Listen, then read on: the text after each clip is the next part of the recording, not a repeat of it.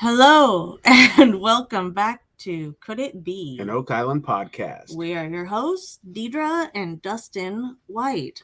I almost Hey. forgot what I usually say at the beginning of the episode. Well, I'm glad you rectified that. What is up, everybody? Deidre and Dustin here. Could it be? I don't know if you can tell or not, but Deidre's voice is a little off because she is fairly sick. Actually, I woke up with a sore throat, so thanks. That's from you, right? No, Or this whole thing did you get it from me? originated with David. Yeah. Our son has had this crusty runny nose. His eyeballs have been crusted over. It's been so sad, actually. And our daughter is not feeling good today, so yes, illness is running through the White House. Right. David brought it in, and apparently we hung on to it. I guess so. Anywho, we're here to talk about season 10, episode 5. Duke it out. Duke it out. Let's duke it out. You like my little hand pump there? Duke it out. Yeah. That's all I got. Okay. Well, I just didn't know why I did that. And well, because put up your dukes. That's what it is right there.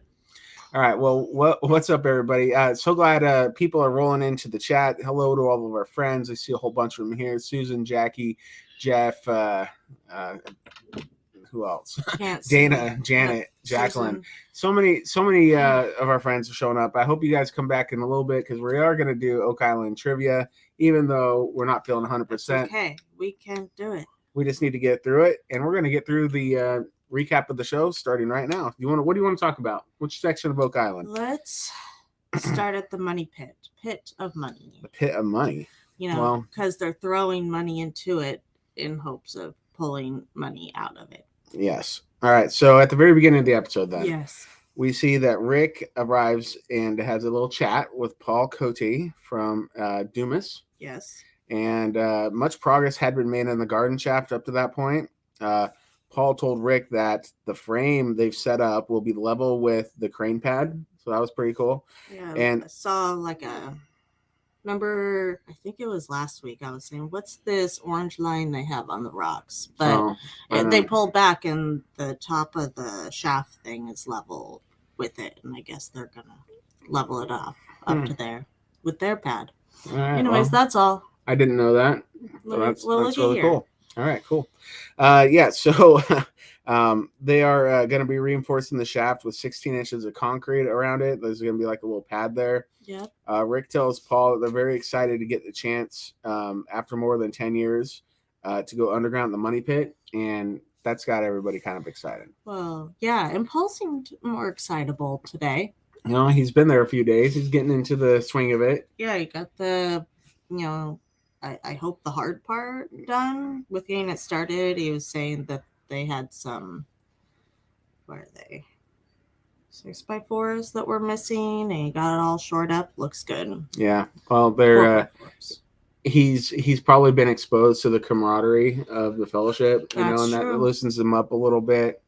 I mean, when you first met a few of them, were you did you shy away, or would you? Well, it depends. I was nervous, of course, because you're, meeting people you've never met, but kind of, and they're pseudo famous.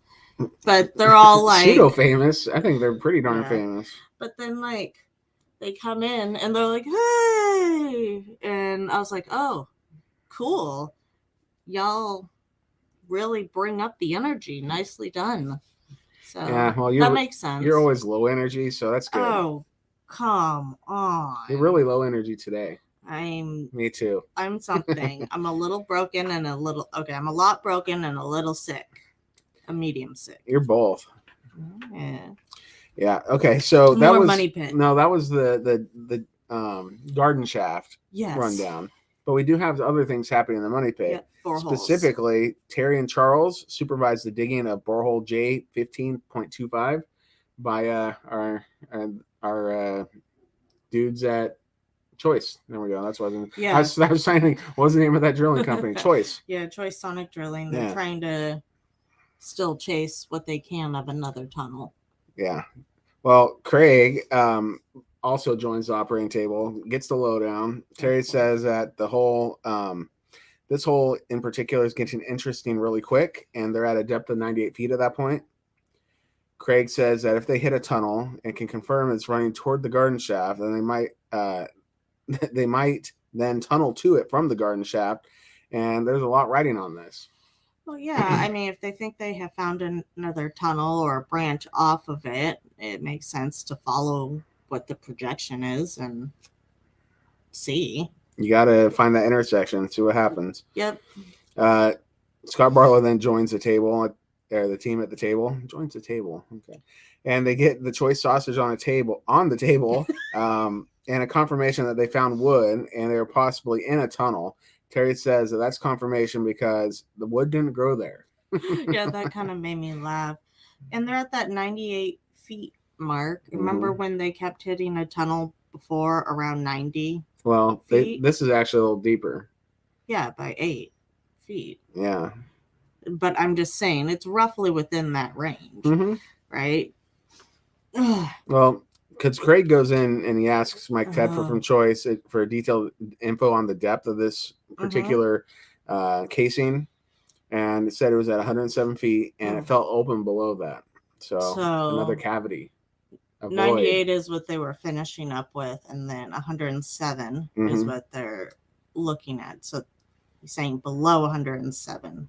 Yeah. Empty. Okay. Yeah, because they do 10 feet at a time, right? And so they got to 107 and then it is empty. So that would be 9 feet. And so the other foot is empty. So pretty cool. At least, yeah.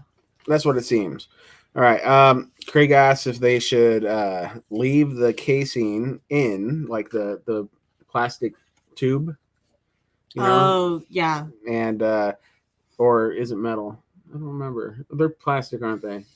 They're they're like a PVC pipe that keeps it from collapsing in on itself. And so they're gonna basically keep that in so they can send a sonar down there like they did with, I don't even remember the name of that borehole. Was that borehole? It was one of the previous L16 or something this year. So like basically what they're doing that they didn't do last year is when they're getting the evidence, the wood or whatever coming up, they're like, pause, we're not going to continue drilling any deeper, or you can drill and then pull back up and they wouldn't advance the like PVC casing, right?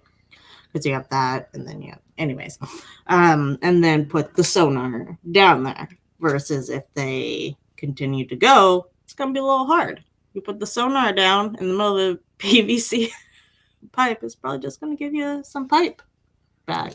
Possibly. It could be. Anywho, Craig says that they've got a plan now, talking about the sonar, because if the sonar shows promising, then they're going to throw a camera down there too. So they got plans. Yeah. He wants to take that wood and send it out to be C14 tested, and they'll do the sonar the next day. They send out C14, it seems like, for most any time they are hitting wood, substantial amounts. Man, that's expensive. Because if you think about how many boreholes they've hit. You mean they've dug? They dig the boreholes. Yeah, that they've dug, but like got wood hits. Oh yeah, you mean the whatever? Yeah, the wood that's in the ground. Yeah, the possible the shafts wood that or didn't tunnels. grow there. Yeah, right. Then they send it out for C14, and we're always making fun of like, oh yay, more wood. But if they're constantly sending that out for C14 data, oh man. Wow. Hey, if you're just joining us in the chat, like live, just know that we're not feeling good, and our brains are kind of all over the place. Yeah, so I apologize. Yeah, it's mostly her, not me. I'm good. Anyway, let's go back to the money pit. Okay, money pit. So of course they go check in on lot 32, but we'll talk about lot 32 after this. And we get back to the money pit, and Paul Troutman is setting up the sonar device with Steve and Scott for their, moral support, because Paul's got this. We've heard he's pretty much a walking genius. So he knows a bit about everything. That's what we hear. Yep. So they start feeding the line down. So Scott's feeding the line attached to the sonar device per Paul's directions. There's bright colors on the sonar display that Steve thinks may be a wall. They think may have a trajectory of a tunnel. And Steve seems really excited about it. And good on him. He can map that and give them a line. And Rick. And then Rick joins the party.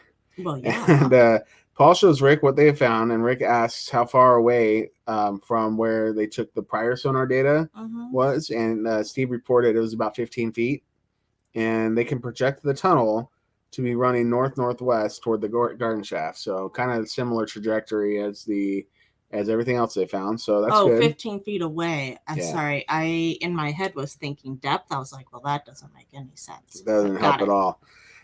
Rick orders for a camera to be put down the hole, so that's what they're going to do the next day. Put down the hole. And that's when we see Steve get really excited again. So, does it really happen the next day, or do they have both with them? They're like, okay, this took us, an hour to do the sonar thing. Let's, now put the camera down. Or do you think it actually happened on consecutive days? It might be that they have like multiple holes that they're going to do the sonar down, record all that data, then you have to get that equipment put away, and they're like, okay, the next day we're going to do several more holes with the camera or whatever, just because then you don't have to switch back and forth. I don't know though, because I don't know how much it takes to set up one of those things. Clearly Paul can do it by himself, but then you have to like move from place to place. I assume the sonar's similar. Yeah. All right. So then we go to the money pit again, because the next day they're there with the camera. Correct. So Steve, and Scott and Rick are also with Paul once again, and they're set to put a camera down borehole J15-0.25. Yeah. Why is there sometimes a dash after the letter and sometimes not? It really bothers me. Why don't you ask Steve? He won't tell me anything. Well, maybe he will. He'll be like, because that day I felt like using dashes, and the other days I didn't. Or I just knew it would annoy you. So that's possible. Sounds about right. He likes to pick on you. Yep. You're like the little sister he maybe doesn't have. Little sister? We're like almost the same age. He's your age. Yeah, see? I have a little sister your age, so that's I guess I'm used. My siblings are much older than me, so I literally have a sister born the same year as you. That's true. She's like 9 months older than you, but it's still the same year. Yep. All right, where are we at? We're still at the money pit and J15.25. So Scott and Steve, they tag team back again. Tag team back again. The equipment to get the camera down to the depth required. So earlier they said 107 feet, but here I have written the camera pops out in the tunnel at around 103 feet. So it could be,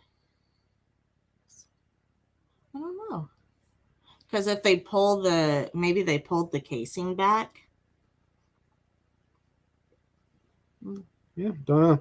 But looking at the video, Rick says, if you didn't know you were in a tunnel, you'd think you were on the seafloor. And the guy's all like, yep. Yeah, I just don't think that's the instance here. But there is water down there. Yeah, for sure. All right, so Steve spotted a bit of broken wood, and he got real excited. And he's like, whoa. Check this out, guys. Yes, he got very excited. So if he spotted it first, is that like Steve's broken wood?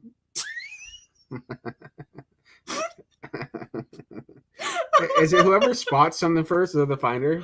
He's like, they're the identifier, right? Like they're the person who it belongs to. So I'm sure that's what the little Ziploc bag says. If they were to pull up that piece, they'd label it Steve's broken wood. Okay. Or is it broken? Okay, how about broken beam? Is that better? BB. Yeah. All right. Carry on. Yep.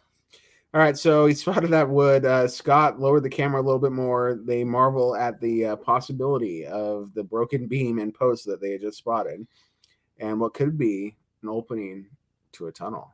Yeah, this is the one where they saw the 45-degree angle cut, which isn't from sonar, clearly. I mean, that's a circle. And I remember Steve like trying to explain to them what he is seeing.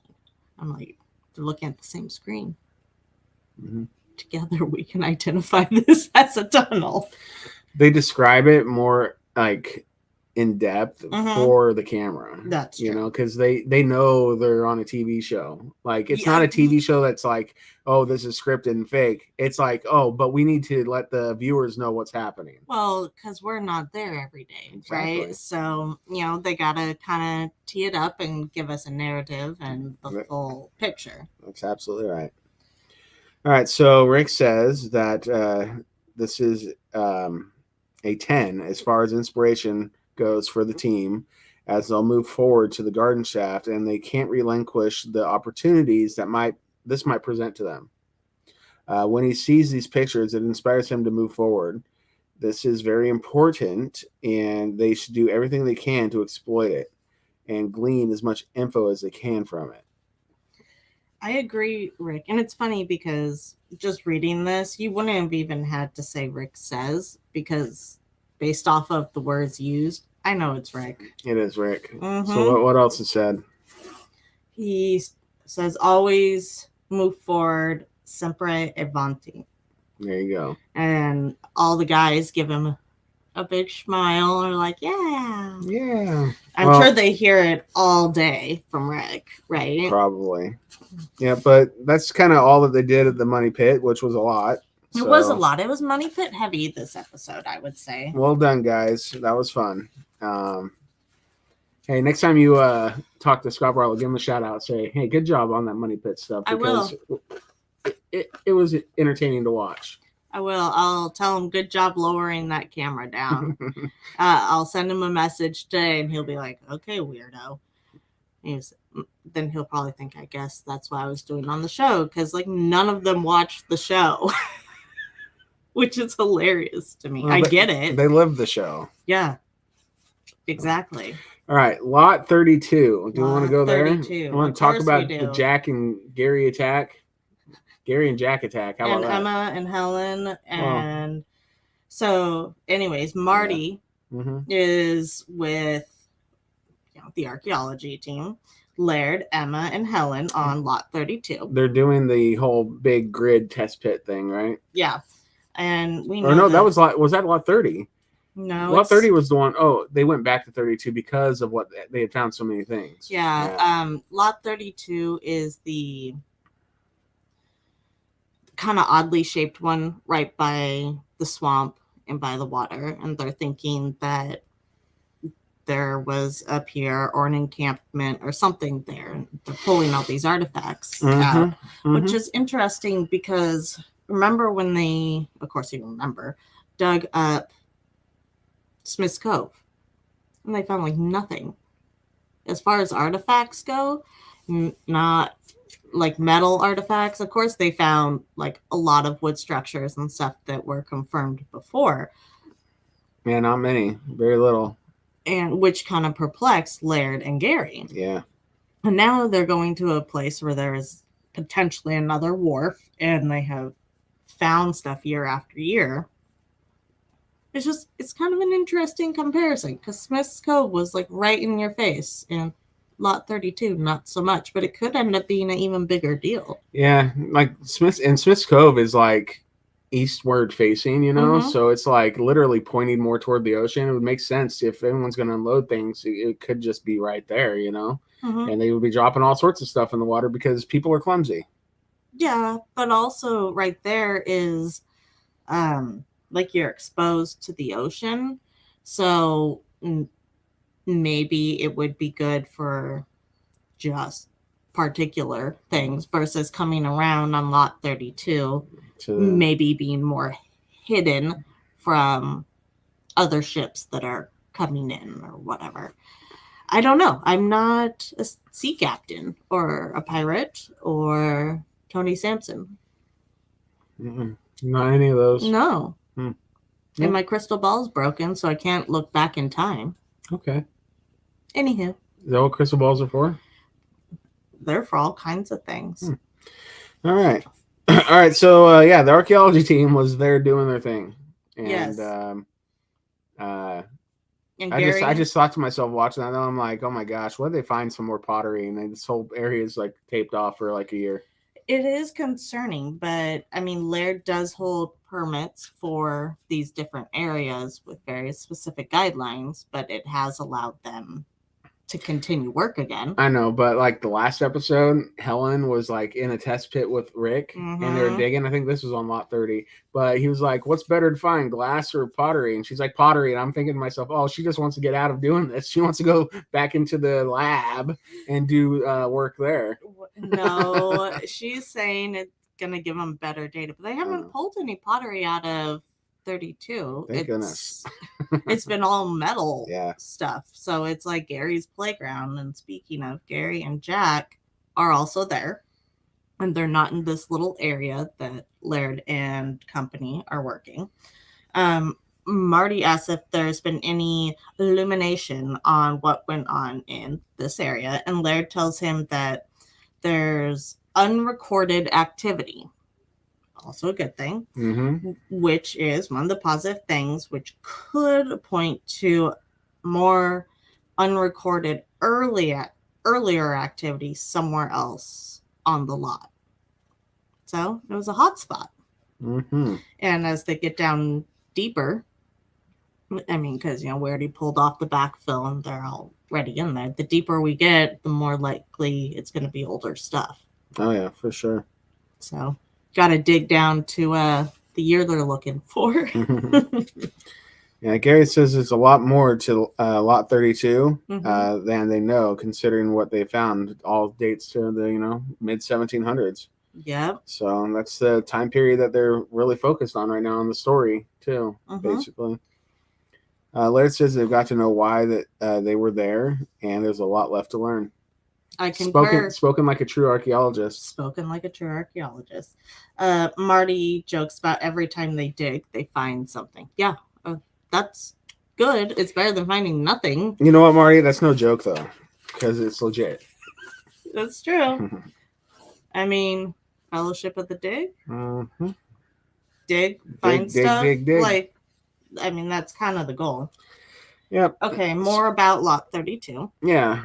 Just kind of a quick segment that they had with Jack and Gary doing some metal detecting and getting their targets and trying to identify them. Gary pulls up one of the finds after Jack's done digging and suggests that maybe it's part of a barrel hoop, right? Gary hopes that Carmen Lay can help shed some light on this artifact. He also thought, because of its size and how it was bent, and it was pretty sturdy, that it could be a tool. Well, that was the next thing they found. I thought it was this one. No. Go to the next lot 32. Okay, so scratch that, reverse it, rewind. Flip it and reverse it. Put that onto the next section here. All right, so they're metal detecting again, and they get, because what they found was they thought could be like a small band of a barrel the first time. Yes. So the second time they found a strange looking piece of, like, it looks like metal that's bent in a right angle, basically. Gary speculates it could be some kind of small chopping tool. A scythe. Yes, I was like, I don't even remember what it's called. I wanted to say a lathe, but that is not at all a lathe. Or a sickle or a scythe. It's like the old-fashioned lawnmower. Can you imagine cutting your lawn with a scythe? No, but I have cut it with like the manual mower that like just spins. Let me tell you, unless it's sharp, even if it is sharp, that is one workout.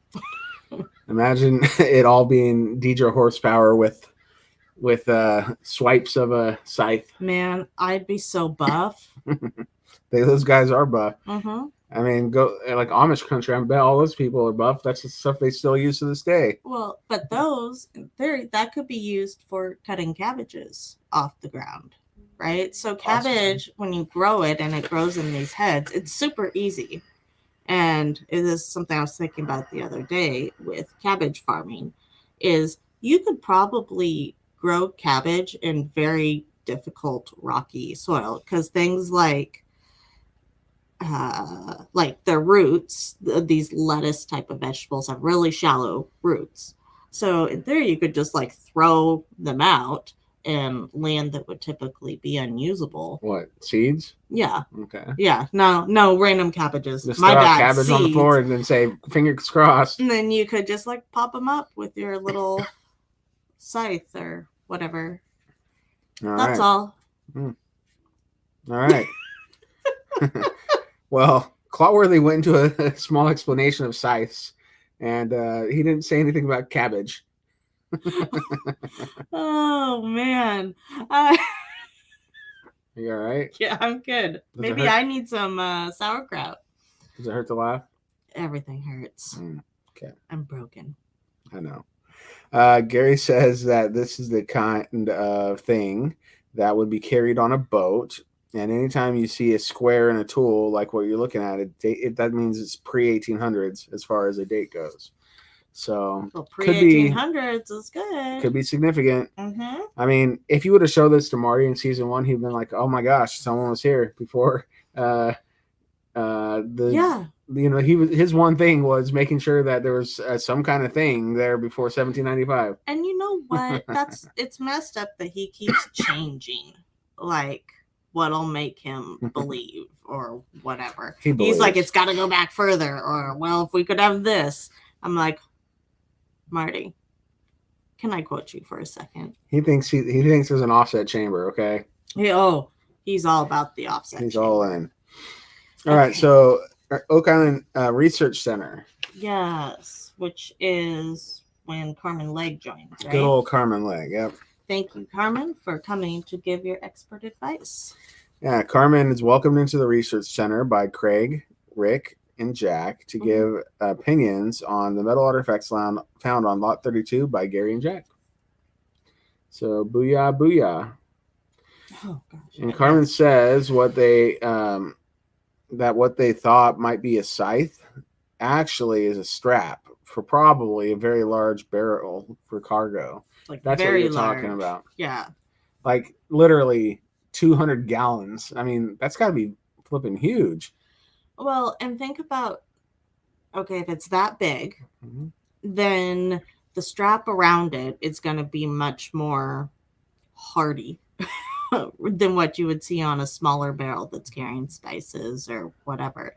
So I could see why if it was bent and that more sturdy, why Gary would see it as a tool versus something for that big of a whatever. I didn't think about it that way, but that's a good point. Mm-hmm. You made a really good point. Well done. I did, even while sick, which is incredible. That was good. 200 gallons. Huge. He said. Like, I'm trying to picture it. Okay, so he said like it would have been for wet goods. Mm-hmm. So like mead or whiskey or be a lot of it. Maybe water. Who knows? Yeah, I mean, gotta have fresh water. Can you imagine like rolling that off the ship and it's like slosh, slosh, slosh? Yeah, they didn't even have like hand trucks back then. No. You know? I mean, they clearly had some type of system for transporting. If the Egyptians could, bring in stone. Then... Yeah, they knew how to use cranes and stuff. Sure. It almost feels like it's unproductive to make it that big unless you're doing something there, right? And it's staying in the same place. So maybe it came in empty, perhaps, or built there. And this whole thing's just like a running mission. Well, Craig did ask. He asked Carmen, he's like, 200 gallons of whiskey? And right. Carmen says, well, you got to keep the morale up somehow. Good call. I feel like if they built it there, it's something that they're going to ferment and stays. You're not going to be wheeling that 200-pound thing without the 200 pounds, 200 gallons. That's like, how much is a gallon? Like 5, 6, 7 pounds? I don't know how much is our gallon of milk. Yeah, so it's okay. A gallon is what, 128 ounces, and so 16 ounces per. I got nothing. Let's see. I can do it in my head real quick. Hold on. 4. I don't know. It's like 5 or 6 pounds. Okay. Times 200. Mm-hmm. And that depends on what the liquid is in there. Not all liquids weigh the same. And they're probably not filling it up to the brim either. Well, maybe they are for easy transport. I don't know. Maybe they don't want it to slosh around. Maybe it's not getting transported at all, and it's staying in the distillery. And what we're going to find is an ancient mug and anchor. That's what the pine tar kiln was for. You know what? Maybe. Okay. For making those straps. Hey, you know what? Let's calm down. I don't think it's that far of a stretch. I do. All right, let's move on. What else did Carmen Lake have to say? Anything? I don't know. He looked at the second artifact. Or no, sorry. Jack asks if an average person would have a barrel this big. Carmen's like, nope. Like military, dated to 1740, 1760. What if they had a really big one they cut it in half to make a hot tub? And it's just like a bunch of Templars laying around. No. Okay. Stop. 1740 to 1760 wasn't Templar time, okay? Plus, that's right in the Duke d'Anville time period that we're going to be talking about here in a moment. All right, so Rick says that Carmen breathes life into these artifacts that seem lifeless, and I thought that was kind of a fun statement. That's true. And Craig says that they always appreciate his assistance, and Carmen says that he had a barrel of fun.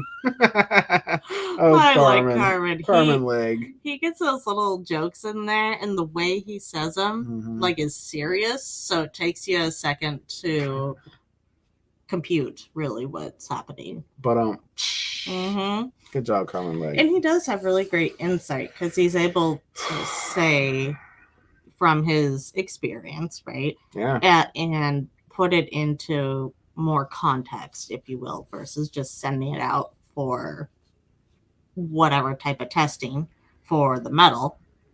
But Carmen instantly is like, yeah, no, this is the tool or whatever.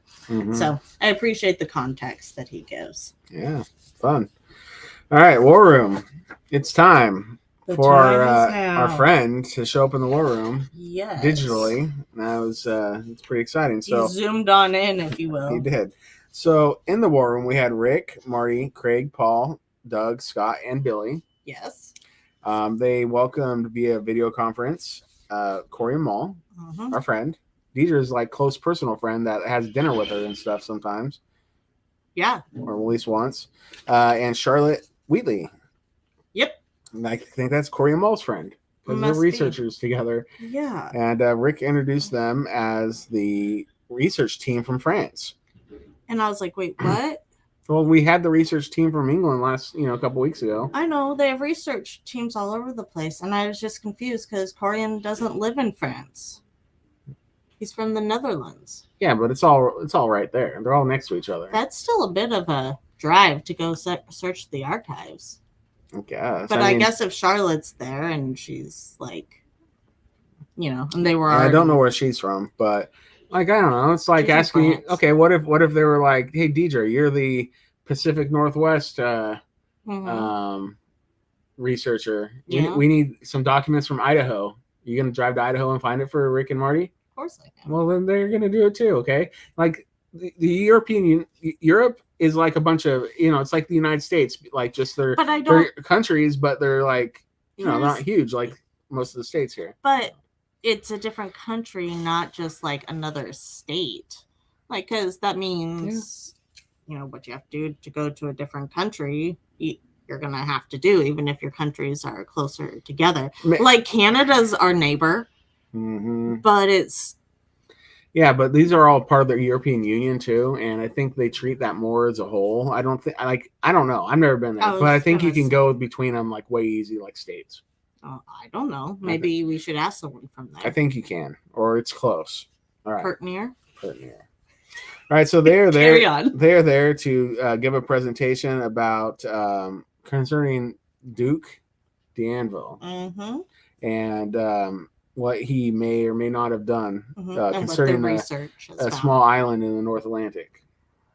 where people have been searching for an incredible treasure. For more than 200 years. Yeah. Yeah. All right, so Corian, he begins the presentation with this question. Could we find any relation between Oak Island and perhaps Mahone Bay and the 1746 expedition of the French Armada led by Duke d'Anville? It's a good question. Corian explains why the Duke d'Anville led the expedition, and that's because the fortress of Louisbourg had fallen into the hands of the British in 1745, and the French weren't very good losers.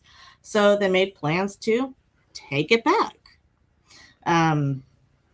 Yeah, that fortress changed hands a few times. Yeah, right?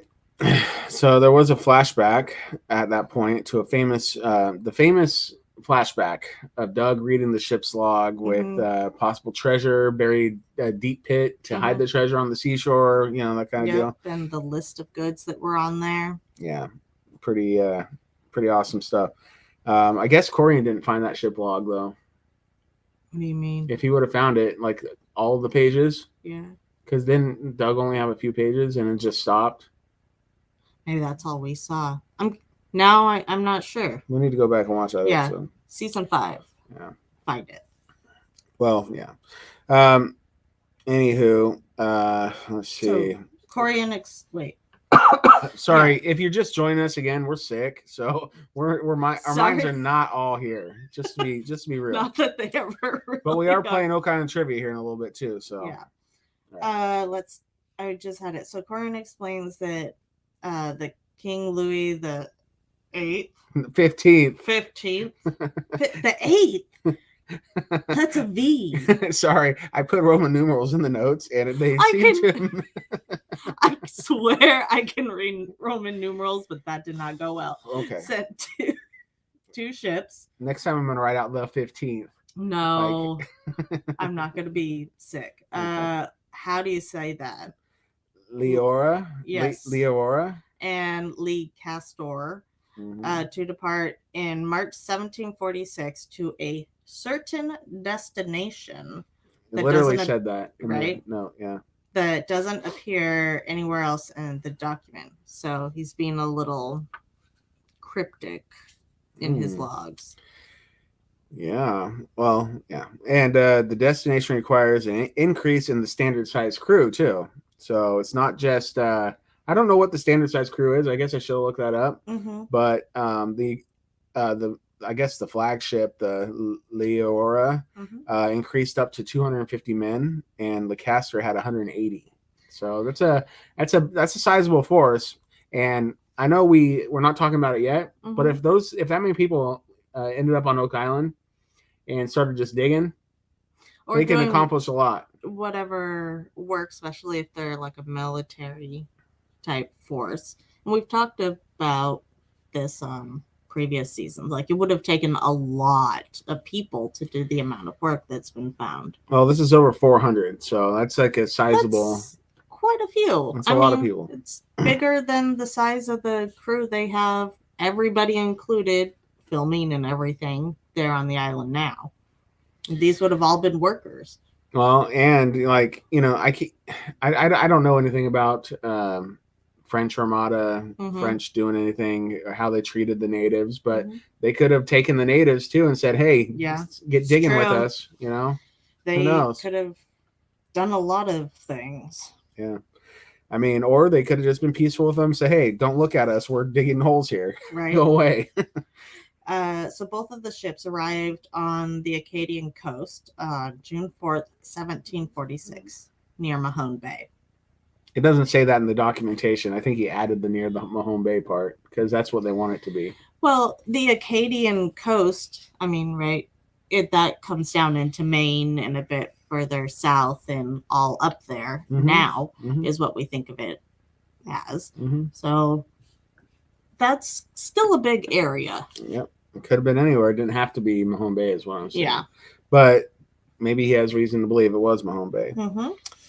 Marty asked Corian, according to documents, what did the men on the two ships accomplish? And this is probably my favorite part of the whole episode because I think it's hilarious. Corian replied, according to records, nothing. They all hung around and drank rum from the really large barrels. Oh my gosh, that's so funny because like it's literally 400 guys sitting out there. They make it there. The biggest bachelor party ever. Oh my gosh. We're gonna go overseas and do nothing. Oh yeah, something. This is where Corian takes off his researcher cap and puts on his theorist cap. He put imaginary ones on, but I want to see what each of them look like. Yeah. One of them's probably, what are those little golf hats called? Are those called golf hats? I don't know. You know, they don't have a bill. They just fit around the back of your head. Because I think I've seen Corian wear one of those. Oh. Usually you'd wear them for, I don't remember what it's called. I was going to say a beret, but I feel like if he's on the French team. He should be wearing beret, shouldn't he? He takes off his golf hat and puts on his beret. His raspberry beret. You know, so he takes off his researcher hat, that's the beret, and he puts on his theorist cap, and that's like a Freemason cross or something, right? It's just a Templar cross. Yeah, like it's one of Charles Barkhouse's hats he borrowed from him. Steals one of Charles's hats. But I feel like we should send him a beret. Okay, so I'm not saying that Charles is a theorist because he's not. He's like a researcher, historian. He's legit. I'm just saying, it's just Maybe Corian actually has a Templar hat already. Well, what if he put on like a helmet, like a Templar helmet? so Corian's got a helmet for while he's on the island. They're afraid he's gonna run into a tree or something. Heck, I don't know. I just thought it'd be funny. So yeah, he takes off one hat, put on the other. Beret on his helmet. Yeah. And so he says, after he puts on his theorist cap, he says it was possible that they were sent to check on Oak Island and to check on a location where they later created the money pit. Because that's the time period. Per his theorist theory. Mm-hmm. Yes. Marty says that's thought-provoking. So, but I mean, I like it too, Corian. According to the records, nothing. That is the best. Literally, that's the best. It is. And he does say that they were, known to be like, and still are, the really good record keepers. Oh yeah, that's in the notes too. So you're jumping ahead now. Thanks. Sorry, my bad. No, Keep going. Corian says that they have documents from a man called. Oh my gosh, do you know how to pronounce this? Did you catch it? What was Where is it? Can you guys tell we're not feeling good? I can't even see. Our eyes are blurry. We're over here giggling over dumb stuff. All right. Duvenu. Oh. Duvenu. No. Yeah. Call that guy. Duvenu. And he commanded both the Leora and Leicester. Scott chimed in and asked if these ships would be the ship logs, and Corian says that's exactly right. Okay. Got it. So he's just asking if these documents that they're talking about are the ship's logs like they got from okay. Got it. And Charlotte says Charlotte. It's like a partial diary. Mm-hmm. There is a part where the captain is the Laura of the L ship is in a bay. He doesn't want anyone to tell anybody else where it is. That's what is written. Uh-huh. And that is what is strange behavior. Yeah. So I'm sorry, but whatever he wrote, he's being very cryptic, right? Yes. And so you have to keep your ship's log should be very detailed, but it sounds very subjective. Yeah, now you could go on and read the part you jumped to earlier. Oh. Upon. Corian says that when you read Devenue's logs, they're because they have holes in them, and they get bigger and bigger. And after another gap in the journal, the ships sail home to France. And Charlotte added, at the end. So the ships sail home to France, period. Mm-hmm. And then Charlotte adds that they were there for 2 months, a long time to do nothing. So you send like 400 men to do nothing for 2 months. Like I said, either it's like the first record of the biggest bachelor party ever, and they just did nothing and hung out and whatever. Isn't it obvious? They did it off the books. They did it off the books, but why not just make up a different set of words for it? Like in the military, right? You would code whatever your mission is to be known as something else. Same thing. Okay, well, they didn't want, if this fell into enemy hands, they didn't want to say, oh, we dug a giant pit and stored the Ark of the Covenant down there. Yeah, but they could have used a different code word for the Ark of the Covenant. And or even just for where they went, you know? On Black Hawk Mission 42, we did such and such at Treasure Island. Okay, that's like alarm bells. Treasure Island, I'm going there. Okay, I couldn't think of anything. Okay. But that's all. Especially for people that supposedly keep such good records. Yep.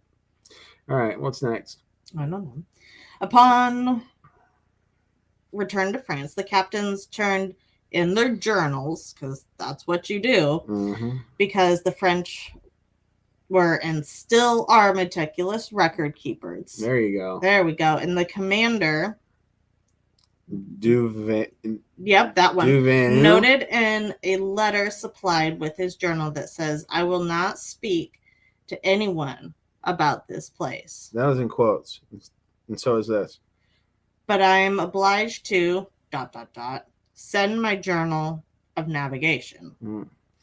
And Corian says this is quite intriguing, and he must admit. What? It's quite intriguing, he must admit. Oh. Yes, it is quite intriguing, though. Like, you put that in there. We're going off the rails. I'm obliged to turn in this journal. So you have your homework journal that you're going to turn in to your teacher. You're like, I have to turn it in. But all I did was write squiggly notes because they just said there had to be something in my journal, but you didn't actually write anything productive. Yeah. That's what I get here. Like a teenager getting around doing their homework. I didn't get that at all, but that's cool. Or they were keeping secrets. Yeah. That's all. All right, so Rick gained from this meeting that the king ordered them to conduct a secret mission, and yet he reports none of it, neither success nor failure. I am just going to not speak of this place. So he did do something, and Corian says, exactly, that's the conclusion. What did they do? So he was back in his researcher cap and saying, apparently they did nothing. Yeah. Per the records. Doug says that this is so interesting right now because of the carbon and dendro dating they've been getting is for that time period, the mid 1700s. That's like alarm bells, ding, ding, ding. Marty says that he enjoyed this presentation a lot. Rick says absolutely, and it's a wonderful story, and he urges them to continue the investigation, and he thanks them for the incredible afternoon. It is really interesting when they're being so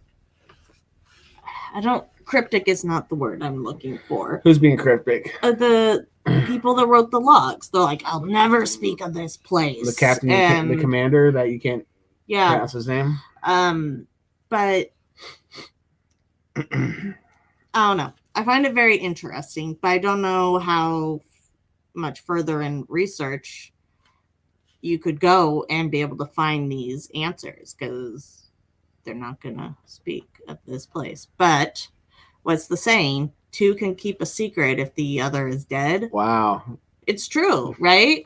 That's what Forrest Fenn used to always say. Well, lots of people say it. It's a common saying. So if maybe one of them did leak somewhere. But, over the years, if it's all just verbal, it changes. It's kind of like that game of telephone. That is all.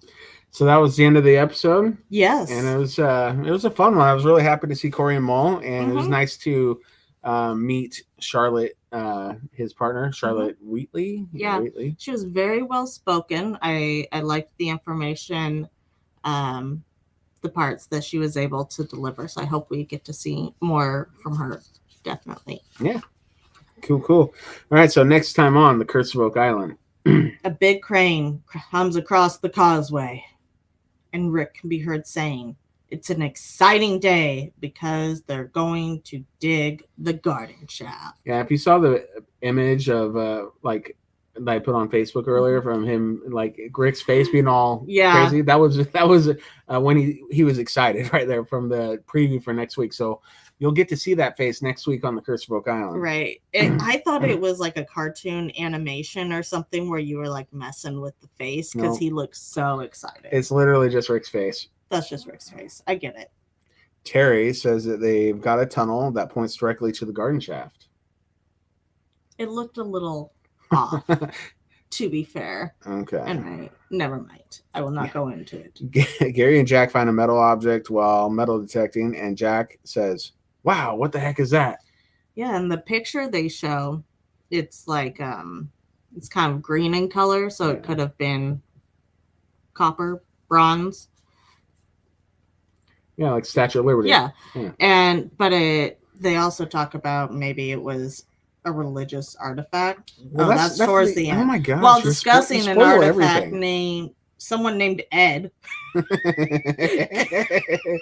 Yeah, that's true. Come here and say it does have some iconography and could be some sort of religious artifact. But yeah. It does look like that. Okay, but it's literally somebody named Ed because we don't know who he is, and it said it on the closed caption. It said Ed says this, so I knew it was Ed. So you sneakily went in there to figure out his name. No, I watch it with the closed caption on all the time, and I'm just saying, if you don't watch it with the closed caption, you wouldn't know it was Ed that said that. I'm one of the few people on the planet right now that realizes that guy's name is Ed. Now all of you have been blessed with that information, I guess. You're welcome. In the lab, Laird is analyzing a CT scan of an object, and he says something I've never seen before. And Rick says it's such a wow thing. Emma says there's no way it's modern. Well, Laird's never seen something like that before. And he's seen a lot of things. If it gets him excited, then I'm excited. Of course. He is the most famous archaeologist in the world, so. He is. I saw a post on Facebook where somebody else was claiming to be the world's most famous archaeologist. And I'm thinking to myself, bro, you're not on a TV show that like 5 to 10 million people watch every single flipping week around the world, dude. But you're famous, yes. In archaeology circles. Sure. But if you just took the famous, it's Laird. All right, so I can't pronounce the guy's name, but Dr. I do not.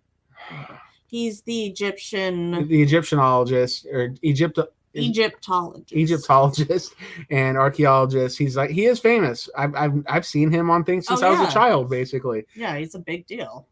But he doesn't have a TV show with like millions of people watching him every single week. Okay. Yeah. He used to be the most famous, and then like Josh Gates, who has a degree in archaeology, maybe not necessarily an archaeologist. Maybe not necessarily an archaeologist, but he has a degree in archaeology. Yes. I would say he is really famous, but I think Laird's even more famous than Josh Gates. Sorry, Josh. Josh, you have a lot of shows. Laird has more people to watch him every week. Josh isn't actually an archaeologist. He has a degree in archaeology. Yes. That is all. Yeah. But we still heart you anyway, Josh. Of course. All right. So I think that's it. Your voice got a lot stronger throughout the podcast. Like at the beginning, you were like not quite a squeaky little mouse, but I'd warm up. You got there. My voice has been kind of good. Like I woke up with a sore throat and I, coughed up some yuck. But like I don't think they want to hear that. I feel like better right now. Well, that's it doesn't hurt so bad to swallow. Yeah, we have trivia here in a little bit. So don't go away. Well, don't go away quite yet from this either. But we have Oak Island trivia at 3 p.m. Pacific, 6 p.m. Eastern today, which is Monday. And that's every other week. So we won't have trivia next week, but we will the following week. Yes. This week's Oak Island trivia is for season 10, episode 4 and episode 5 of The Curse of Oak Island. I would like you to pick between the number 1 and 10. Actually, from the number 11 to 20, because these would be questions 11 through 20 on Oak Island Trivia for later today. And I will read it out and the possible answers so that people can either go back and look for it or just have, it won't surprise them so much when we play Oak Island Trivia later. It's like you get a little advantage here. It's a leg up. So which number between 11 and 20? It's you. And number 15. 15. Okay, so the number 15. So this would be 11, 12, 13, 14, 15. All right, you ready? As ready as I'm getting. All right, so question 15 is, according to the exact narration of Robert Clotworthy, between what centuries was it common for scythes to be used as tools on sailing vessels? Is it 1, the 15th and 17th centuries, 2, 14th and 17th centuries, 3, 15th and 18th centuries, or is it 4, 14th and 18th centuries? Exactly what, so like some of these overlap, and that's why I said exact narration. Yeah, as per the exact narration. You need to know, you have to have it exactly as Clotworthy would have said it. So go back to episode 5, watch the portion with talking about the scythe, or the possible scythe that which turned out to be a barrel right. piece. A very strong barrel piece. Yeah. And go back and watch that, and then you will know what the answer is. So that's it. Yeah. So well done to those that do that. If you don't, just show up later and take a guess. It's all good. Yep. And who's in the lead right now for the points? Do you remember? That's your job. Yeah, I know. Okay. I know who it is. I don't know. Well, it's Godzilla himself, Jeff. Sir Jeff. Yeah, so Jeff is in the lead right now for the Golden Gnome. Mm-hmm. I don't know if anybody's seen the Golden Gnome yet. Has anybody seen it yet? Nope.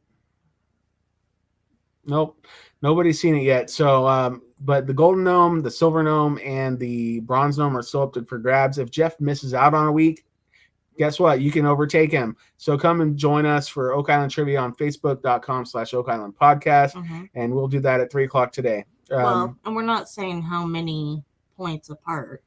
Yeah, we can. If they really want it, I could give them the points breakdown. But I'm just saying, Jeff's in the lead right now. Mm-hmm. Go catch up with Jeff.